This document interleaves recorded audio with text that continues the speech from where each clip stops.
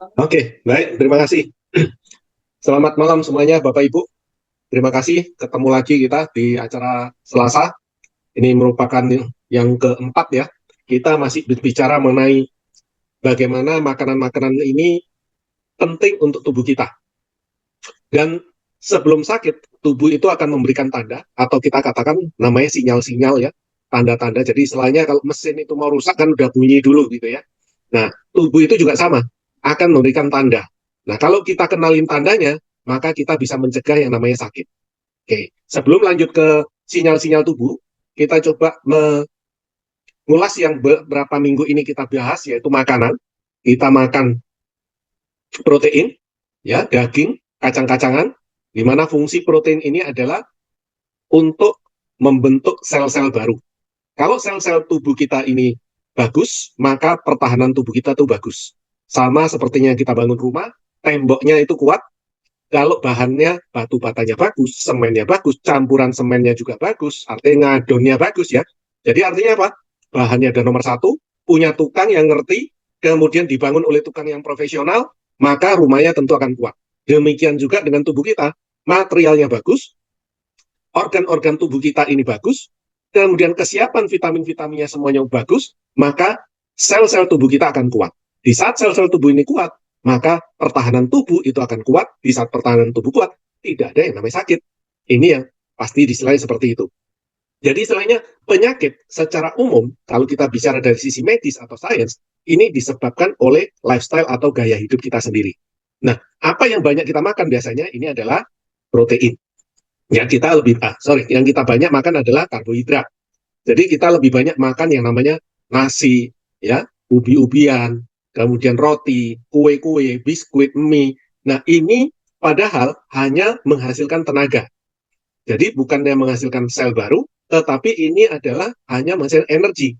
Sedangkan kita dengan kehidupan sekarang lebih banyak duduk dibanding bergerak, ya. Kalau dulu petani juga lebih banyak nyangkul, sekarang pakai traktor.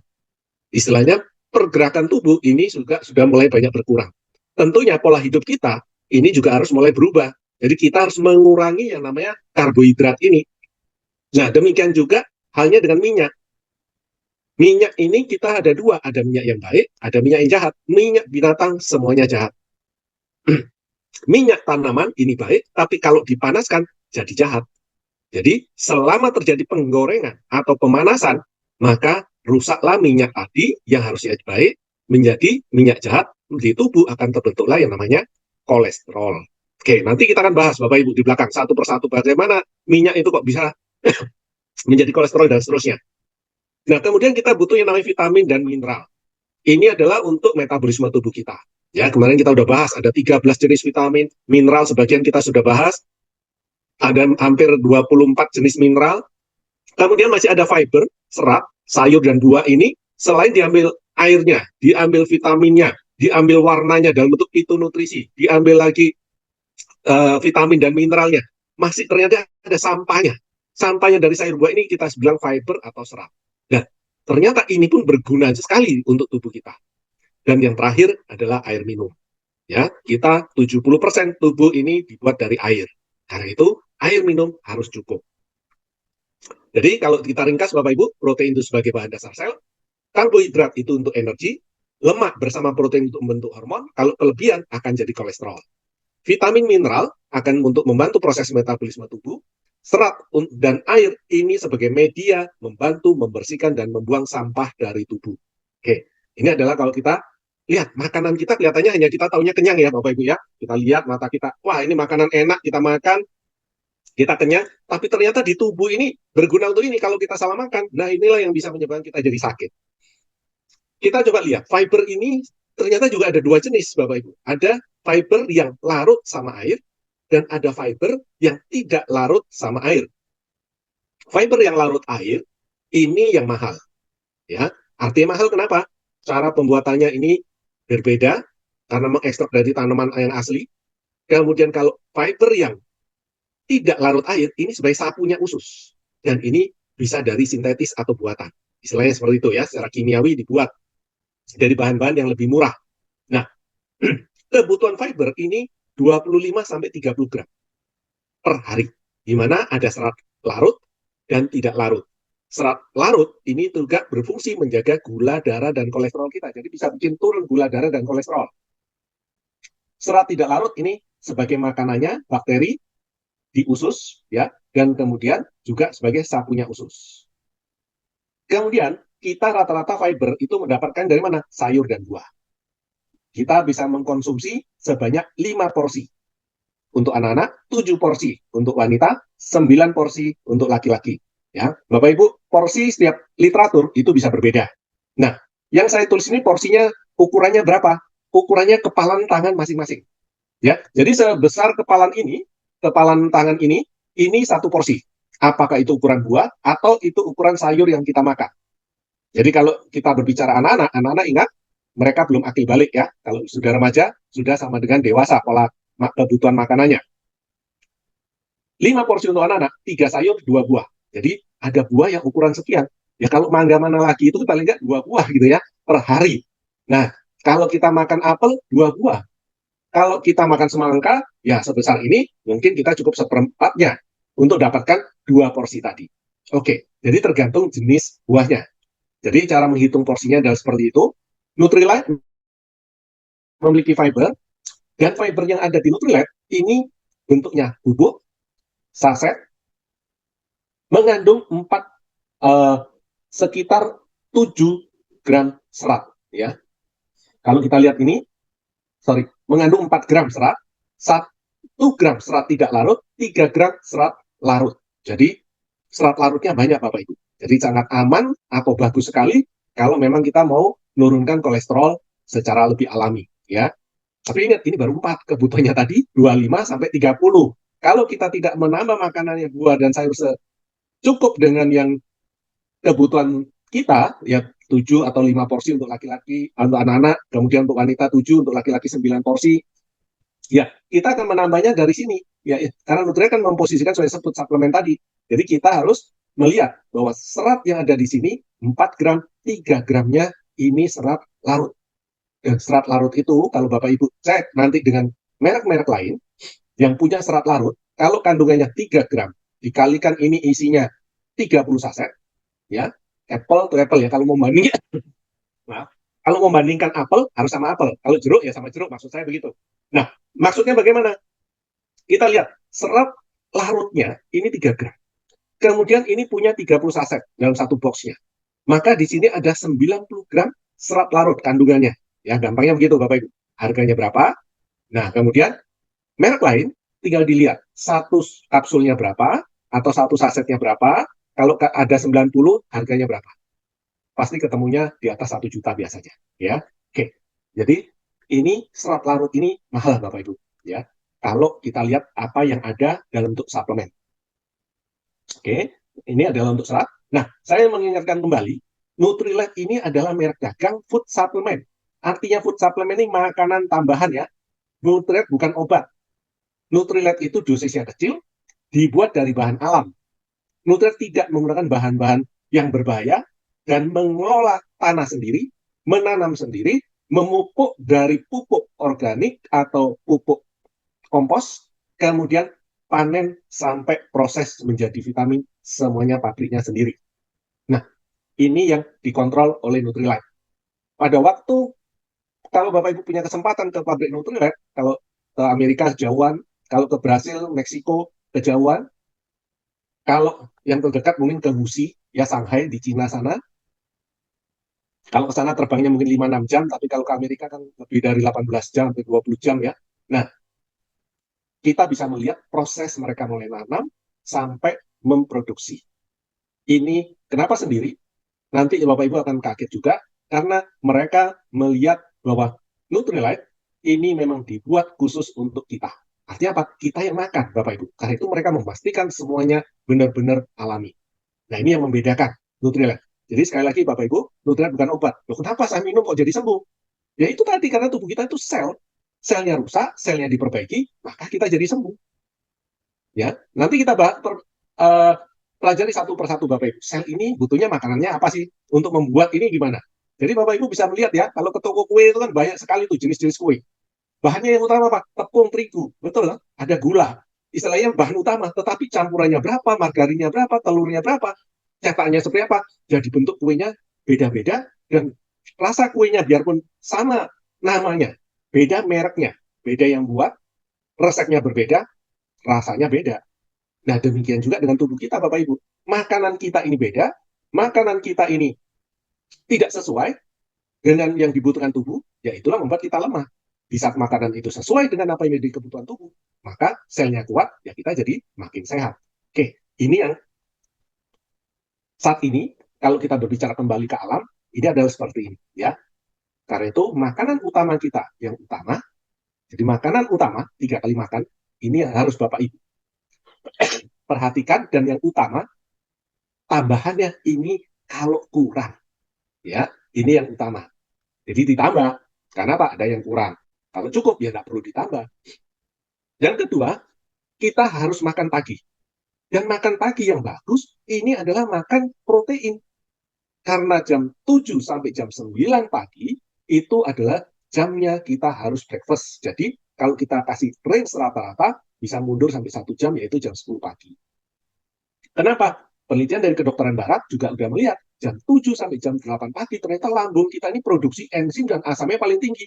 Tujuannya apa? Untuk menghancurkan makanan-makanan tadi, bisa diurai supaya bisa diabsorpsi dengan sempurna oleh pencernaan kita, sehingga bisa dipakai oleh tubuh kita. Nah, karena itulah kenapa pagi hari harus kita breakfast atau makan pagi. Kemudian yang kedua, makan siang ini kita tidak penting, Bapak Ibu. Kalau sampai pun mau makan siang, usahakan di atas jam 2 siang. Kenapa? Jam 11 sampai jam 1 siang, ini adalah waktu recovery atau istirahatnya sel-sel jantung. Kalau kita makan di jam-jam ini, jantung kita akan memompa lebih kuat. Kenapa lebih kuat? Yang dimakan pasti makanan besar. Ada lemak, karbohidrat. Nah, kalau kita mau makan kenyang, banyak lemak, banyak karbohidrat tadi, kita membuat jantung kita kerja berat. Padahal jam ini, jantung harus rileks. Kalau Bapak Ibu mau mengetahui lagi, tensi darah itu dari pompanya jantung. Coba cek di jam 12 siang. Itu saatnya tensinya tertinggi. Ya, dibanding pagi, siang, dibanding pagi dan sore. Jadi jam 12 sampai jam 11 sampai jam 1 siang itu adalah tensi yang paling tinggi yang ada di tubuh kita. Kemudian makan malam. Kalau sampai mau makan malam, antara jam 5 sampai jam 7 malam. Dan proteinnya juga sama. Sisanya 20-30% protein itu antara jam 5 sampai jam 7 malam. Loh, kenapa kita tidak makan lewat jam 7? Ini enzim diproduksi jam 6 sampai jam 7, Bapak Ibu. Kalaupun kita kasih spare 1 jam, jam 8. Ya, istilahnya kalau mau dilanggar dikit, ya sampai di jam itu. Dan jam 11, ini sudah waktunya liver membuang sampah. 11 malam ya.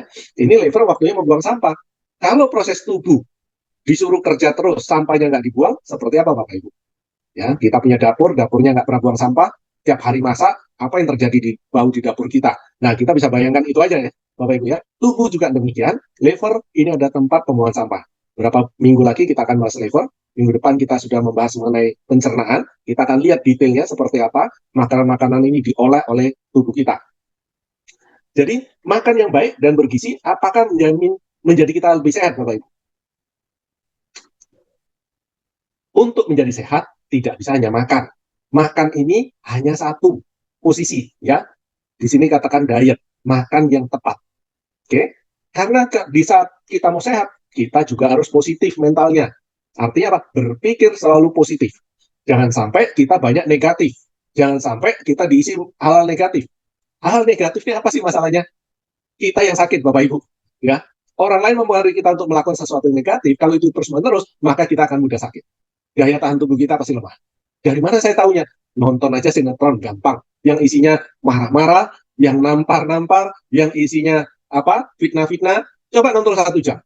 Apa yang Bapak Ibu rasakan setelah nonton? Terus lanjutin 1 jam lagi, 2 jam. Apa yang Bapak Ibu rasakan? Setelah 3 jam, pasti mau tidur. Udah capek sekali badan itu. Kenapa? Karena di saat kita negatif, tubuh itu akan lelah sekali. Dan di saat lelah, kita butuh perbaikan. Kalau kita tidak melakukan perbaikan, maka kita akan menjadi sakit. Ya, tidur yang berkualitas. Jadi ada jamnya pada waktu kita tidur. Kemudian kita harus olahraga dan kita harus minum air yang cukup. Oke, ini yang utama, Bapak Ibu. Kita akan lihat satu persatu. Apa yang disebut berpikir positif? Berpikir positif adalah kita melihat segala sesuatu dari sisi positif. Berpikir positif akan membuat tubuh Anda bekerja dengan rileks ya. Tetapi bila Anda sedih, marah, atau berpikir negatif, maka hormon-hormon tubuh ini tidak bekerja dengan baik, sehingga tubuh bisa menjadi kacau dan akan menjadi sakit. Jadi seseorang yang sakit, itu 70% tingkat kesembuhannya bergantung dari pikiran positifnya. Contoh paling gampang Bapak Ibu, kalau kita menerima sesuatu yang gembira, ya berita gembira, wah menang undian nih misalnya, apa yang dirasakan? Padahal mungkin kita berdiri dia ngambil ketawa ya, tapi badannya seperti melebar sekali gitu ya. Wah, kayaknya luas sekali kita itu. Tapi kalau di saat begini kita menerima berita yang sedih, kayaknya makin sedih sekali berita itu. Apa yang kita rasakan? Kita rasanya kayak diikat gitu ya. Padahal ya sih, kita duduk begini aja ya. Nafas mulai sesak, dan kemudian lambung mulai nggak enak, dan seterusnya. Nah inilah yang dikatakan hormon-hormon tadi tidak bekerja dengan baik. Ini yang menurut penelitian-penelitian kedokteran yang telah dilakukan Bapak Ibu. Karena itu seseorang mau sembuh dan sakit, sehat atau sakit, 70% nomor satu pikirannya harus positif. Jadi orang sakit itu, saya besok sehat, saya besok sehat. Oke, saya istirahat, besok sehat. Udah, itu juga akan mendukung 70% tingkat kesembuhannya. Ya, ini yang maksud dari berpikir positif. Olahraga. Olahraga akan membuat tubuh itu lebih segar dan fit. Sehingga metabolisme tubuh akan menjadi lebih baik. Sistem-sistem di tubuh akan bekerja dengan baik. Karena tentunya kalau metabolismenya mesin itu sering dibersihkan, kemudian sering dipakai, ya lancar, kemudian olinya kita kasih, enak sekali kan kita mau kendaraan sepeda, mau mobil, apapun lah kendaraan itu. Demikian juga dengan tubuh. Ternyata tubuh itu untuk menjaga sistemnya membutuhkan yang namanya olahraga untuk membakar kelebihan-kelebihan kalori, dan sistem-sistem tubuh akan bekerja dengan baik. Nah, olahraga apa? Kaki saya nggak kuat lah, nanti saya ada sakit A, B, C. Nah, olahraga yang paling gampang apa? Jalan. Kita buat jalan aja Bapak Ibu. 10.000 langkah itu adalah targetnya. Kita tiap hari melangkah, melangkah, melangkah. Lebih jauh, lebih jauh. Jadi, oh ini jaraknya hanya 100 meter. Panas. Wah, ya pakai payung aja terus jalan. Jangan naik motor. Wah ini 1 kilo. Jalan aja hanya 15 menit kok sudah nyampe. Pulang pergi setengah jam. Paling tidak kita sudah dapat hampir 4.000 langkah. Nah, inilah yang kita harus menambah ya. Kalau seseorang punya masalah dengan lutut, usahakan tidak, atau di atas 40 tahun atau berhubungan dengan berat badan, sebaiknya memang tidak melakukan olahraga yang loncat, yaitu bulu tangkis, tenis yang mengejar sampai lari gitu ya. Lari sebaiknya tidak dilakukan. Kenapa? Lututnya yang kalah. Kenapa lututnya kalah? Karena tumpuannya sendi lutut ini pada waktu kita lari atau lompat, satu kali kita melakukan melangkah atau lompatan, 5 kali berat badan numpunya di lutut. Kalau kita ada 100 kali melangkah, 100 kali ini tumpuannya di lutut. 1000 kali. Padahal 1000 kali itu baru 1000 langkah ya. 1000 meter. Nah, ini tentu akan menghabiskan minyak sendi kita cukup banyak. Kalau makanan kita tidak bagus, maka akan jadi masalah. Tapi kalau memang kita mau, saya mau jadi lari maraton, ya mulai diatur makanannya. Bagaimana supaya sistem tubuh menghasilkan minyak sendinya cukup, kalorinya cukup, dan seterusnya. Jadi tentu harus ada persiapan-persiapan yang kita lakukan. Ini yang kita sebut sebagai olahraga. Tidur. Tidur bukan merasa berapa jam kita tidur, atau jadi istilahnya, wah saya yang penting 8 jam tidur udah cukup. Lihat juga jam berapa saya tidur. Bukan cuma 8 jam ya Bapak Ibu. Tapi tidur yang baik itu antara jam 11 sampai jam 3 pagi. Jadi di plus minus sendiri aja. Oh saya mau dapat 6 jam. Saya mau tidur jam 9 sampai jam 3. Karena saya mau sembahyang subuh misalnya. Ya silakan. Di sini tidurnya 6 jamnya. Ya. Di saat bangun apa yang terjadi? Seger sekali Bapak Ibu. Badan tuh enak sekali. Kita juga terasa lebih fresh. Dan kita melakukan aktiviti ini di kegiatan-kegiatan setelah kita sholat, kita punya aktivitas, mungkin mau belajar, kita mungkin mau membaca sesuatu, kita mengisi dengan sesuatu yang positif, wah, itu cepat sekali selesai. Dan cepat sekali pekerjaan-pekerjaan tadi kita kerjakan dengan baik. Ini kalau kita bisa tidur jam 11 sampai jam 3. Kenapa? Karena di jam ini, liver waktunya membuang sampah. Karena itu, kenapa makan terakhir sebagai jam 7, jam 8 tadi? Karena makanan akan habis 4-6 jam. Kalau kita jam 10 malam masih makan, jam 11 ini liver nggak buang sampah. Biarpun kita udah tidur ya setengah 11 ya, tapi liver nggak buang sampah. Apa yang dilakukan liver? Distribusi makanan. Makanan yang diolah di lambung ini kan mulai masuk satu-satu ya. Yang sudah diurai sama lambung ini kan masuk dalam darah. Maka liver akan distribusi, kirim ke sana, diubah jadi ini, dan seterusnya. Nah, ini kan kerjanya liver. Nanti waktu kita bahas liver ini akan lebih jelas, Bapak Ibu. Karena itu tidur kita bisa mencoba juga. Kalau saya tidur jam 1, bangun jam 9, atau bahkan jam 2 pagi, bangunnya jam 10, 8 jam saya tidur, boleh dicoba, Bapak Ibu. Apa yang dirasakan? Bangun pagi pasti badan pegel semua. Ya, dan rasanya tidak nyaman hari itu. Ya, kita mau kerjakan sesuatu males dulu. 1-2 jam mungkin kita baru on gitu ya, baru bisa kerja dengan baik. Ini adalah urusannya kalau kita tidur yang jelek atau di jam yang salah. Kemudian, minum ini adalah sebaiknya air mineral. Artinya, kita meminum air kemasan atau menggunakan filter air dan mengandung mineral dengan pH normal. pH normal itu berapa? 7 sampai 7,5, Bapak Ibu. Itu yang paling penting. Karena tubuh perlu mineral, di mana mudah didapatkan dari buah dan sayur, dan air minum. Problemnya, air minum, ini kita pasti minum, ya. Tidak mungkin Bapak Ibu 24 jam tidak minum, tetapi Bapak Ibu bisa tidak makan buah dan sayur dalam 24 jam. Ya, mungkin 2-3 hari sekali baru makan buah atau sayur, apalagi kalau keluar kota begitu ya. Terus makannya apa yang ada, nggak bisa memilih. Nah, kadang-kadang sayur dan buahnya nggak dapat. Tapi air minum, pasti kita minum. Karena itulah sebaiknya air minum adalah air mineral. Karena tubuh perlu mineral untuk sistem metabolisme. Kecil, sangat-sangat kecil, mikro-mikrogram, tapi sekali kurang, kita akan sakit, Bapak Ibu. Berapa kebutuhan air? Rata-rata kebutuhan air itu 30 cc sampai dengan 50 cc per kilogram berat badan. Jadi, kalau tanya, cukup nggak saya minum? Ya, Bapak Ibu yang harus bisa menjawab sendiri ya. Kalau cukup atau tidaknya minum tadi, kenapa? Berat badannya Bapak Ibu yang tahu kan? Saya berat badannya 70 nih. Berarti kalau kali 30, minimal 2,1 liter. Saya 1 hari. Sampai dengan 3,5 liter. Saya kebutuhan tubuh saya. Ya. Nah, tapi orang yang kebutuhannya hanya 50 kilo, ya dia bisa 1,5 sampai 2,5 liter. Setiap orang berbeda karena beda berat badan. Ingat tadi 70% tubuh ini dibuat dari air. Ya, ini contoh. Kemudian cara minum ini yang penting juga. Bukan satu kali minum langsung banyak, Bapak Ibu, tetapi minum itu dikit-dikit dan sering. Artinya saya minum 100-200 cc, 1 teguk, 2 teguk, ya, maksimal 5 teguk. Kemudian kita beraktivitas lagi. Kemudian nanti kurang dari 2 jam kita minum lagi.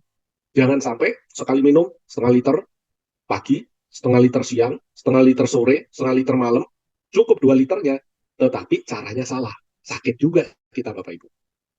Jadi kelihatannya, loh saya haus habis olahraga, minum kan harus banyak menggantikan. Betul, tetap dikit sedikit masuknya. 200 cc, 300 cc yang kita masukkan pada waktu kita habis berolahraga.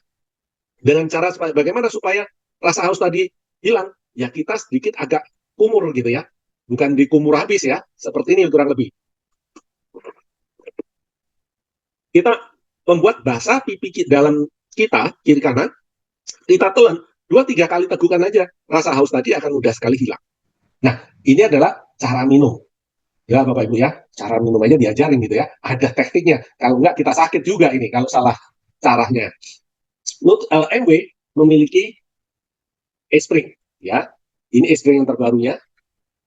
Nanti Bapak Ibu kalau mau tahu lebih detail bisa tanya orang-orang yang mengundang Bapak Ibu. Karena ini air mineral yang kuat dan diakui di seluruh dunia. Ya, dari badan-badan yang berurusan dengan air. Kita kembali ke sistem tubuh kita dulu, Bapak Ibu. Nah, kita bisa lihat di sini. Ini ada piramida makanan. Piramida makanan yang paling harus banyak dilakukan apa? Ternyata olahraga. Ya. Daily exercise dan weight control dan kontrol berat badan. Ini yang utama. Kemudian yang kedua, sereal dan minyak-minyak yang baik, buah-buahan dan sayur. Ini yang juga harus banyak kita konsumsi. Kemudian yang ketiga, baru protein. Jadi kita lihat ya, sereal, sayur, dan buah, protein, baru kita berbicara susu ataupun vitamin-vitamin atau kalsium, baru di sini kita berbicara protein dan lemak. Jadi lebih kecil. Kalau mungkin dulu ini kebalik Bapak Ibu, protein karbohidrat tuh di bawah sini ya. Jadi ini kita hanya lemak dan karbohidrat di sini. Jadi mungkin dulu itu tahun 70-an kita akan ada di bawah di sini ya. Kemudian baru sayur buah, baru lauk-lauk kita gitu. Tetapi saat ini kita membutuhkan karbohidrat dan lemak ini yang paling kecil. Karena itu disarankan adalah multivitamin dengan ekstra vitamin D ini yang sangat penting juga. Ini menurut siapa? Menurut Harvard. Ya, Harvard ini satu tempat ilmu kedokteran dunia, Bapak Ibu. Ya, tempatnya lah fakultas kedokteran di sana dan penelitian-penelitian terbanyak, boleh bilang bisa dihasilkan juga di sini. Oke, kita lihat. Jadi sebenarnya apa yang kita makan? Itulah yang akan membentuk kesehatan kita, Bapak Ibu. Apa yang Bapak Ibu lakukan? Mau minum minuman keras, makan makanan berlemak, kemudian merokok atau tidak, ini yang menentukan sistem di dalam tubuh kita. Ya, organ-organ tubuh kita akan bekerja seperti apa. Kalau pola makan kita bagus, kita juga sering olahraga, maka underdeal-nya atau organ-organ tubuh kita akan bekerja dengan baik. Kalau pola makan kita jelek, penuh lemak, penuh karbohidrat, overweight, berat badannya berlebih, maka di dalam ini kerja berat semua, Bapak Ibu. Jadi kelihatannya, kok minum vitamin nggak ada fungsinya? Ya, kadang-kadang ada orang juga mengatakan seperti itu. Ya, kita harus lihat apa yang masuk untuk memperbaiki dan apa juga yang masuk untuk merusak. Lebih banyak mana? Tukang yang memperbaiki atau tukang yang, atau zat-zat yang merusak tadi. Jadi kalau lebih banyak yang merusak, ya kelihatannya tidak ada perbaikan. Ya, tetapi sebenarnya ada perbaikannya. Ya, contoh, rusak 100 diperbaiki 20. Besok rusak lagi 100 diperbaiki 20. 180 dan 2 hari yang rusak. Kan udah lumayan Bapak Ibu. Ada pengurangan ya. Kurang 40, 160 yang rusak. Ada 40 pengurangan dibanding kita tidak melakukan perbaikan sama sekali 200 yang rusak istilahnya. Nah, ini adalah kadang-kadang kita merasa, kok nggak ada perbaikan ya? Nah, kita bisa tahu Bapak Ibu. Perhatikan apa yang Bapak Ibu lakukan. Karena apa? Yang paling tahu Bapak Ibu. Karena itu nggak bisa tanya sama saya. Kenapa ini? Nah, saya nggak tahu. Ya, kenapa nggak tahu? Karena saya tidak 24 jam dengan Bapak Ibu. Saya nggak tahu apa yang Bapak Ibu makan, apa yang Bapak Ibu langgar, yang perbaikan dan yang langgar itu saya juga tidak tahu. Karena itulah yang tahu Bapak Ibu. Nah, kenapa kita membuat seri seminar ini? Tujuannya adalah Bapak Ibu tidak bergantung dengan namanya dokter. Dokter ada tempat konsultasi, tapi Bapak Ibu yang paling mengerti mengenai tubuh Bapak Ibu, tapi tentu harus punya pengetahuan. Kalau nggak ada pengetahuan, ya tentu kita bingung, ya. Oke. Ini kenapa ini salah masuk nih ya? Kok gambar mobil yang ini? Saya contohkan seperti ini Bapak Ibu. Kita mampu membeli mobil mewah, kemudian kita mengisi dengan bahan-bahan bakar yang mahal, kita merawat mobil ini mungkin ngalahin dari merawat istri atau anak, ya, dan kita sanggup untuk mendapatkan mobil ini. Tetapi kadang-kadang kita tidak menjaga kesehatan tubuh kita. Kita mau makan sembarangan, kita makan membeli pada tempat-tempat yang mungkin tempatnya nggak ditutup, di mana kiri kanannya mobil lewat, debunya nimpalin ke makanan-makanan yang kita mau makan tadi dan seterusnya. Ya, kita berani makan begitu Bapak Ibu. Padahal ini tubuh kita ya, masuk ke dalam tubuh ini harus perang itu. Terhadap bakteri, terhadap debu, tadi kalau bawa virus, bawa kuman, ini tubuh kita harus perang. Bukan saya nggak sakit, betul nggak sakit. Karena tubuhnya perangnya masih menang. Tapi ingat kemenangannya seperti apa? Perbaikan dan pengerusakan tadi. Prinsip dasarnya. Nah itulah Bapak Ibu, kita bisa melihat survei rata-rata dunia mengatakan usia hidup manusia Indonesia ini cukup rendah.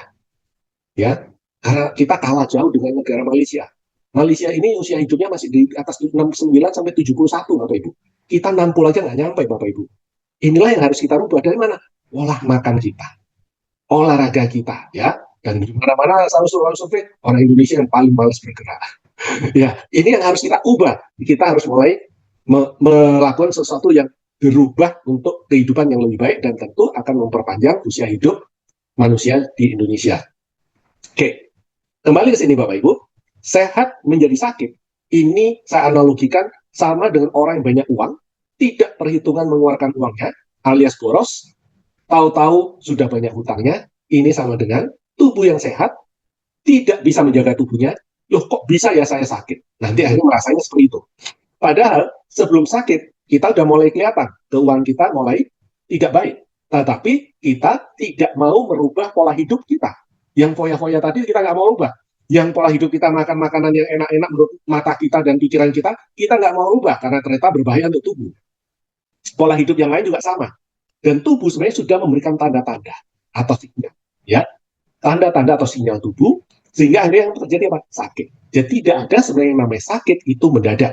Mendadak ya, si A meninggal gara-gara jantung. Kemarin gara-gara mungkin makan sate kambing ya, kita kambing hitam lagi ya kambingnya. Nah, sebenarnya bukan itu Bapak Ibu. Yang menjadi masalah seseorang meninggal karena gara semalam makan kambing tadi bukan karena kambingnya, tetapi sebelumnya sudah ada sinyal-sinyal tubuhnya yang sudah melemah. Cuma kadang-kadang dia tidak rasakan, dia masih berpikir makanan tadi enak, dipicu dengan kondisi yang lemah oleh sel-sel tubuhnya, maka dia sakit, bye-bye. Nah, ini yang terjadi. Karena itu proses penyembuhan juga sama Bapak Ibu. Kita bisa melakukan dengan mencegah yang namanya sakit. Ya, proses penyembuhan itu mencegah. Kalau kita udah tahu sinyal-sinyal tubuh, ya kita cegah. Di saat kita cegah, maka tubuh akan menjadi tetap sehat. Ini yang paling penting sebenarnya, kita harus tahu bagaimana menjaga tadi. Dan supaya tahu, karena itu saya kenalkan di sini namanya sinyal-sinyal tubuh. Ya, artinya sebelum mesin itu rusak, Bapak Ibu akan ngasih tanda minimal bunyi lah.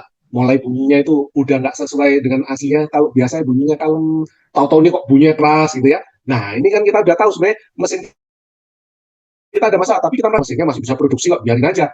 Mungkin ini kelamaan nanti kita istirahatin sebentar, terus kita lupa. Ya nggak istirahatin, dipakai terus. Makin lama, makin rusak, akhirnya tidak bisa dipakai. Loh kok bisa ya? Nah, mesinnya baru dibeli loh, dan seterusnya. Ya, masih muda loh, kenapa meninggal? Nah, bukan itu Bapak Ibu. Kita harus melihat semua ada sumbernya, ada penyebabnya. Yang nomor satu, yang paling penting, sistem pencernaan. Yang kita perhatikan adalah kewajiban kita tiap pagi. Ya, kita bisa buang air besar. Ini adalah yang paling penting. Jadi, buang air besar itu ada 5 syarat yang utama. Satu, tiap pagi harus bisa buang air besar. Jam kalau mau ikuti yang terbaik, jam 5 sampai jam 7 pagi. Ini yang terbaik lagi. Kalau mau tadi, jam 7 sampai jam 9 atau jam 10 tadi, sarapan gitu ya. Nah, kemudian bentuk kotorannya panjang. Ketiga, terapung. Keempat, tidak terlalu bau. Kelima, warnanya kuning. Keenam, memang kalau ditimbang 150 gram. Nah, ini yang sulit. Gitu. Ini untuk orang Asia, Bapak Ibu ya. Kalau itu untuk orang Eropa, beda lagi nih. Karena pola makannya yang beda, beratnya yang beda ya. Tetapi syaratnya akan sama. Setiap pagi, bentuknya panjang, terapung, tidak terlalu bau, warnanya kuning. Nanti waktu bicara pencerahan saya akan ulas lagi. Kenapa harus setiap pagi? Atau setiap hari? Ya, lawannya ada tidak tiap hari. 2 hari sekali, 3 hari sekali ya. Nah, kalau kita tidak bisa buang air besar setiap hari, berarti ada 3 sebab. Kurang air, kurang serat, atau kerja livernya berat. Nanti kita akan bahas lebih detail minggu depan. Setiap hari harus bisa buang air besar, karena 1 gram kotoran kita ada 100 juta bakteri jahat. Kalau diperkirakan ada 150 gram, maka bisa dibayangkan ada 15 miliar bakteri jahat yang mengendap di usus kita. Ngapain tuh bakteri jahat? Diam di usus kita. Nggak mungkin minum kopi kan Bapak Ibu ya? Ngumpul-ngumpul minum kopi kan? Nah, bakteri-bakteri ini akan menghasilkan zat-zat yang tidak bagus. Apa yang Bapak Ibu rasakan? Jadi nggak nyaman. Kalau nggak bisa buang air besar kan masih merasa nggak nyaman, nggak semangat ya, dan seterusnya. Nah, inilah kenapa kita harus bisa tiap hari. Bentuknya panjang. Lawannya panjang, putus-putus, kayak tai kambing, atau pecah. Tidak bisa berbentuk. Ya, kalau putus-putus kayak tai kambing, berarti kerja liver saya berat. Kalau pecah, makanan bergizi kita, protein, vitamin ada di kotoran. Jadi numpang lewat, nggak masuk dalam tubuh. Kadang-kadang orang merasa, saya udah makan bergizi loh, saya udah merubah pola makan saya, tapi kok nggak sembuh-sembuh, tapi kok ya badannya seperti ini. Ya dulu bentuk kotorannya. Nah kalau pecah, ya berarti numpang lewat, nggak masuk ke dalam tubuh. Berarti ada sesuatu yang harus diperbenahi lagi di dalam tubuhnya. Nah ini yang kita mesti lihat Bapak Ibu. Ya.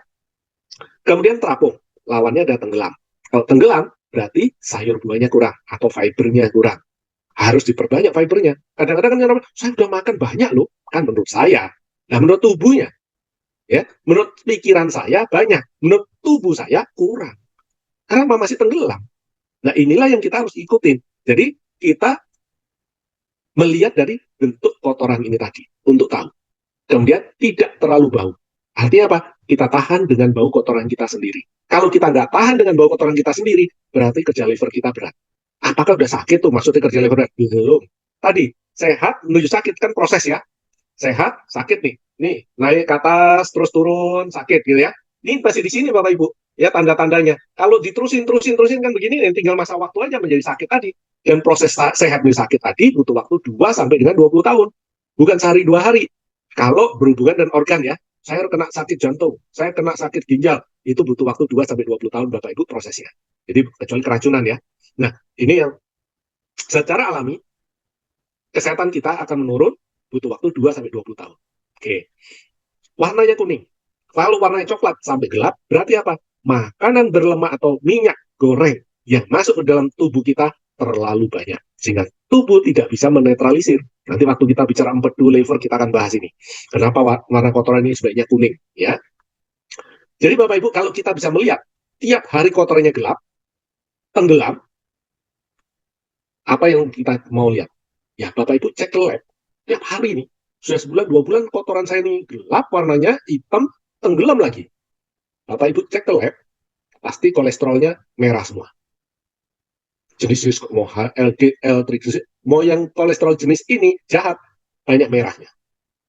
Tapi kalau terapung dan warnanya kuning, kapanpun Bapak Ibu cek, kolesterol yang baik semuanya bagus dan yang jahat juga ada di bawah normal.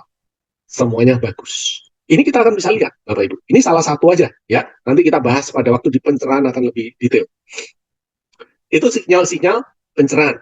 Kemudian sinyal-sinyal liver. Ingat, ada sinyal berarti belum tentu kita sakit. Ya Bapak Ibu ya. Cuma kerja organ tubuh saya mulai menurun. Nanti kita akan melihat lagi berapa lama menurunnya. Tergantung tadi, merusak dan memperbaiki. Makanan yang baik tadi, ada nggak yang memperbaiki? Ada nggak yang masih yang merusak makanan-makanan atau lifestyle atau gaya hidup kita? Nah, inilah yang terus akan menerus jadi timbangan di tubuh ini. Bapak Ibu memberikan sesuatu yang baik atau jahat, atau jelek ya, bukan jahat, jelek, di tubuh kita, ya itulah hasilnya. Tanda-tanda fungsi liver dimulai dari mata. Putih mata ini merah, tapi tidak gatal. Cek ke dokter mata, bagus, nggak ada pendarahan, berarti kerja livernya berat. Susah tidur atau tidur nggak nyenyak, juga kerja livernya berat. Mudah capek, bangun tidur mulutnya ini sampai bibir dari mulai kering, haus, sampai seharian haus, rasa asam, sampai rasa pahit. Ini semua tinggal tingkatan mulai ringan sampai yang berat. Sakit liver? Belum. Baru sinyal kondisi kerja organnya ini menurun. Belum sakit. Ya, kalau menurut lab pasti kelihatannya, wah, kok masih bagus-bagus saja gitu ya. Kelihatannya, Bapak Ibu ya. Mulut bau, artinya apa? Ada beberapa hal yang dari bau mulut ini. Satu, mungkin karena kita tidak sikat gigi. Kedua, karena masalah dari lambung, kita sendawa, terus ada bau mulut, ya. Ketiga, mungkin kita lagi berpuasa sehingga tidak ada cairan yang masuk. Dan yang keempat, karena liver. Nah, bagaimana kita tahu bahwa ini kita puasa, ini liver, dan seterusnya. Yang liver, bau mulut tadi, tahan lama, Bapak Ibu. Jadi kalau kita berbicara dengan salah seorang, dengan jarak kurang dari 1 meter, terus kita tercium bau mulutnya, kita tahan napas, sebisa yang kita tahan 10-15 detik, kemudian kita tarik napas, masih tercium bau mulut orang tadi, kemungkinan besar itu liver. Ada orang yang sudah stop bicara ya. Nah, tapi kalau stop bicara, bicara terus, ya kita mundur dikit gitu ya. Kenapa? Ya kan kita nggak mau nahan napas sampai dia berhenti bicara 15 detik lagi kan gitu. Nah, kita untuk tahu aja bahwa itu kerja livernya atau bukan. Sering mual sehingga tidak bisa sarapan. Orang yang tidak bisa sarapan pagi dan pada waktu bukan karena kebiasaan ya, karena pada waktu dia sarapan pagi mual, merasa nggak enak, kayak mau muntah, itu livernya yang tidak bagus. Benahi aja livernya, maka dia bisa sarapan. Pencernaan tidak baik, jadi mudah kenyang atau kembung. Ini juga sama. Jadi anak-anak kadang-kadang, wah ini ibu udah siapin makanan untuk anaknya yang paling dia suka, makan malam ternyata dia makannya dikit. Dia tidak menyentuh banyak yang kesukaannya. Nah, kita marahin mungkin. Ya, ibu bisa sebenarnya tinggal nanya, kamu habis ngapain hari ini? Pasti dia beraktivitasnya tinggi, kurang istirahat semalam, atau dia habis olahraga yang berat, dan seterusnya. Sehingga kerja livernya berat. Nah, jadi, ini kita bisa memperingan dengan apa? Simpel saja Bapak Ibu, semua kerja liver ini bisa diperingan dengan B-kompleks. Berikan tukangnya, benahi. Ya, maka kalau B-kompleksnya udah masuk, kerja livernya mulai dibenahi sedikit, ya bukan untuk menyembuhkan dulu ya, minimal membenahi sedikit, perbaikan, kembungnya mulai hilang, maka tidak sampai dengan 1 jam, anak tadi akan minta makan karena mulai lapar dan bisa makan lebih banyak.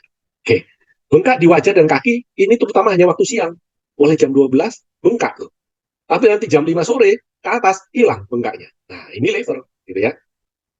Di ekor mata, ini ada flek. Jadi kebanyakan ini ibu-ibu nih, ya. Di ekor mata ini flek hitam, sampai di laser gitu ya, dibersihkan habis jutaan gitu. Dapat 2 bulan, 3 bulan, muncul lagi tuh fleknya. Ya kenapa? Ya karena nggak mungkin hilang, karena itu kerja levernya. Perbaiki levernya, maka nggak perlu di laser, itu hilang dengan sendirinya. Pinggir lidah bergerigi. Jadi kita menjulurkan lidah, lidah ini di pinggirnya ini kayak gergaji begitu. Mulai yang ringan, ini kelihatan hanya 2, 3 begitu, tapi kalau yang parah, itu benar-benar kayak gergaji kayu itu Bapak Ibu, ya, bergerigi. Lidahnya timbul bercak putih, bangun tidur punggungnya pegal, dan kalau udah mulai parah, seperti ada papan, kita mau gerak aja udah nggak bisa dulu. Kadang-kadang minta diinjek-injek atau dipukul-pukul atau dipijetin dulu punggungnya, ya, boyoknya terasa pegel. Nah, ini adalah sinyal dari liver. Mata mudah berair dan banyak kotoran mata, kalau hanya pagi aja bisa normal, tapi kalau terlalu banyak itu bisa tidak normal, berarti mungkin kita bisa evaluasi, kemarin saya tidur jam berapa ya? Kemarin saya makan apa ya? Aktivitas saya kemarin apa? Sebenarnya dari situ kita akan tahu, Bapak Ibu, ya, bahwa kita beraktivitas yang melebihi atau tidak. Kemudian warna kulit ini akan lihat lebih hitam atau hijau, bukan karena orang, oh ini kulit hitam, kelihatan akan berbeda, ya. Tingkat kesegarannya kelihatan lebih warnanya itu ke hijau atau hitam. Kalau kuning itu kan sakit livernya ya, sudah sakit. Ini baru tanda kerja livernya berat, hipertensi. Jadi seorang yang insomnia, susah tidur, dan hipertensi, salah satunya kita melihat liver. Masih kita akan lihat lagi, organ lain juga memberikan tanda-tanda yang sama, ya, untuk hipertensi dan insomnia. Jadi cara menjaga liver seperti apa? Satu, tidur di jam 11, jam 6, jam 7 malam, terakhir makan, usahakan tidak terlalu banyak makan gorengan dengan memperhatikan warna kotoran selalu kuning lagi, dan terapung, ya, sehingga beban liver tadi tidak berat. Sinyal dari lambung, ini sakitnya di lutut. Karena itu kalau ada yang nanya, lutut saya sakit, lihat dulu, overweight nggak? Berat badannya berlebih nggak? Oh enggak, orangnya kurus tapi lututnya sakit. Pertanyaan kedua, pada waktu lututnya nggak nyaman atau sakit, lambungnya juga merasa nggak enak. Kalau iya, berarti itu yang dibenerin lambungnya, Bapak Ibu. Jadi bukan lututnya. Lambungnya dibenerin supaya mahnya ini enak lagi, bagus, maka sakit di lututnya akan hilang. Ya, tapi kalau karena overweight, karena memang olahraganya lari, olahraga yang dipakai misalnya main bulu tangkis, loncat dan seterusnya, ya mungkin dia kurang minyak sendi. Tetapi kita cek dulu selalu ada masalah nggak dengan mah atau lambungnya. Sinyal dari kandung kemih, betis itu sakit atau pegal-pegal. Jadi betisnya pegal atau sakit, nah ini kadang-kadang juga banyak. Beberapa tahun lalu saya ketemu anak-anak nih, ibu-ibu yang ngeluh, anak saya kok malam hari nangis-nangis, kemudian minta dipijetin di daerah betis katanya pegel semua. Nah, berarti apa? Sinyal kandung kemih. Apakah anak ini tadi menahan kencing atau anak ini tadi kurang minum? Kandung kemih hanya seperti itu aja kita ini. Menahan kencing atau kurang minum. Atau kalau kita lihat lagi, demam nggak? Oh demam, wah mungkin ada infeksi nih di kandung kemihnya. Nah kan kita lihat lagi ya, ada beberapa hal kalau berhubungan sudah sakit, kita akan lihat lagi bahwa berhubungan dengan kandung kemih ini adalah betis sakitnya pegal-pegal, tapi di daerah boyok atau pinggang belakang sama. Ini bisa pegal-pegal sama seperti liver tadi. Kalau kita berbicara di sinyal dari ginjal, sakit mulai dari telapak kaki. Kaki ya, ini saya contohkan dengan tangan. Telapak kaki mulai dari tumit atau ujung jari dari kaki, ini mulai sakit. Apakah itu bangun pagi, atau sore hari, atau siang hari, ada rasa sakit di telapak kaki, maka kita harus perhatikan sinyal dari ginjal. Sakit ginjal? Belum, ya. Tetapi kerja organ ginjal kita sedang berat. Sakit di pinggang, sama halnya tadi, kandung kemih dan liver, kencingnya berbusa, sakit kepala dan sensitif. Di sini adalah sakit kepalanya karena perubahan cuaca dari dingin ke panas. Jadi misalnya udara lagi di ruangan AC atau dipanggil keluar, terus naik motor atau mobil dan udaranya panas, masuk dalam mobil tadi atau naik motor ya, terus langsung merasa seperti orang mabuk dan sakit kepala. Nah, hati-hati dengan kerja ginjalnya. Halusinasi ini terjadi kalau udah makin parah, ya kerja ginjalnya, masuk room mobil, jalan 1 jam lebih, ruang tertutup, apalagi kalau mobilnya penuh gitu ya dengan orang, dia nggak bisa napas dan mulai berhalusinasi. Telinga berdenging, cek ke THT, dokter telinga, dibilang sehat telinganya. Nah, berarti ada masalah di ginjal. Hipertensi, insomnia. Juga bisa karena sinyal dari ginjal. Jadi bisa dari liver, bisa dari ginjal, ya, untuk hipertensi dan insomnia tadi. Oke, kemudian kita lihat lagi sinyal dari hormon. Nah, ini hormonnya agak beda sedikit, Bapak Ibu.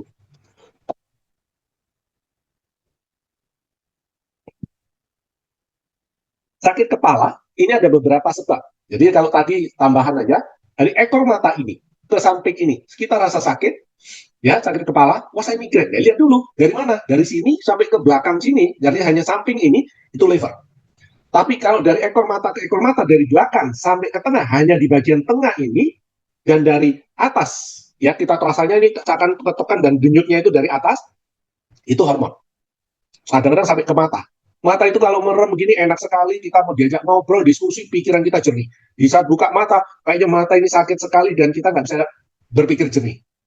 Ini adalah sinyal dari hormon.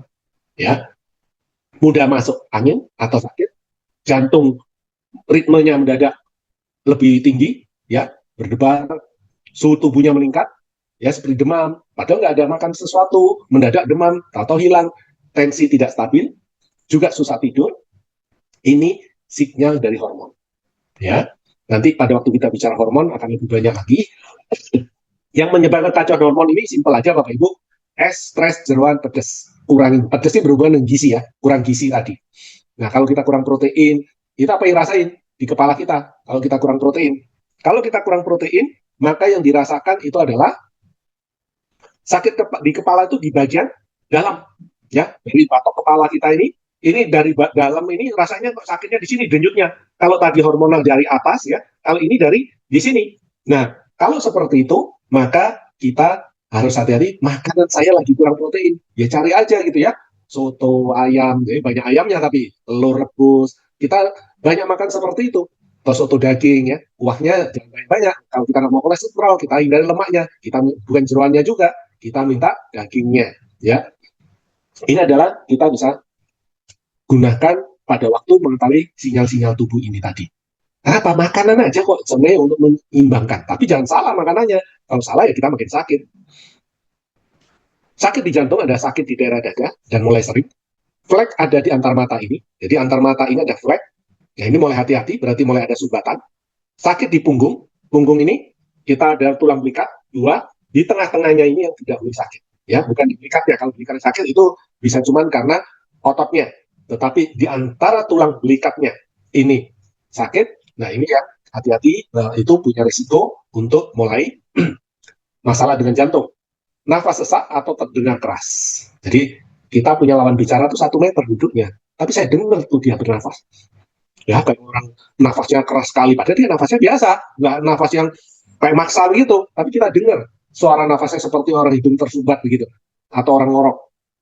Ini berarti dia bermasalah, sudah mulai ada masalah. Mungkin dia kan jantungnya masih normal, tetapi sudah mulai ada tanda-tanda kerja jantungnya mulai berat. Hipertensi, insomnia, ini juga sama. Ya, ini berhubungan juga dengan bisa berhubungan dengan jantung. Karena itu kalau hipertensi atau insomnia, kita harus cek dulu Bapak Ibu. Ini saya tensinya bagaimana menyembuhkan? Kalau mau lepas obat, lihat dulu sumbernya. Sumbernya clear nggak? Benar nggak? Kalau kita udah tahu sumbernya, maka kita akan lebih mudah untuk proses penyembuhannya. Ini adalah alasan yang klasik ya Bapak Ibu. Banyak orang sibuk bekerja, dan ketika diajak hidup sehat, beralasan tidak ada waktu dan uang. Ya, namun saat mereka sakit, semua hasil kerjanya habis untuk membeli kembali kesehatan mereka. Karena itu selalu saya katakan, ayo Bapak Ibu, kita bekerja keras di saat muda, kita membangun aset di saat tua, nikmati hasil kerja, bukan jual aset untuk balikin kesehatan kita. Itu yang paling penting Bapak Ibu. Ya, kita bekerja untuk membangun aset, tapi di masa tua adalah untuk menikmati hasil kerja kita, bukan membeli lagi kesehatan kita dengan menjual ini, menjual itu hanya untuk membayar kesehatan. Karena itu, dari sekarang kita harus mulai mengerti kesehatan dan mulai belajar. Karena jangan serahkan kesehatan pada orang lain, tapi orang lain tempat konsultasi, dan kita selalu introspeksi ke dalam diri kita, apa ini? Kalau nggak ngerti, kita bisa tanya lagi, ya, dan seterusnya. Oke, Bapak Ibu, saya kembalikan hari